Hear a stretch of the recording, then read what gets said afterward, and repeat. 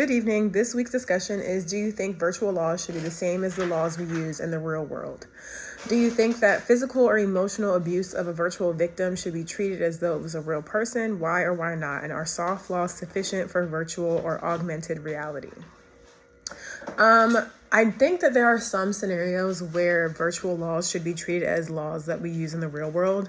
For instance, if there's a situation where, like, let's say cyberbullying or cyber stalking, where the online action starts to affect the person in the real world, I think then the virtual laws need to be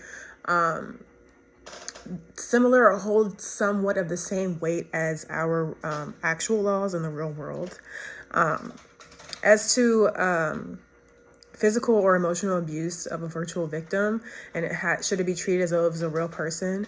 I think that also has to do with, is it a real person being affected? I mean, there are a lot of avatars that are bots or like computer driven, but I think that, let's say I'm using Twitter and my classmate is on Twitter, making me feel genuinely scared to come into school the next day. I do think that I should be treated as a real person, because although I am virtually online and a lot of the abuse happened online, it's making me uncomfortable to go to school. I do think because of the fluctuating circumstances and the variable of anonymity, I do think soft laws are very sufficient for virtual reality, just because we might not be able to take somebody to the courtroom and try them, but I think a lot of these platforms need to be held accountable for misconduct on the platforms or applications, and banning a lot of users so we can help mitigate types of negative actions carried out online.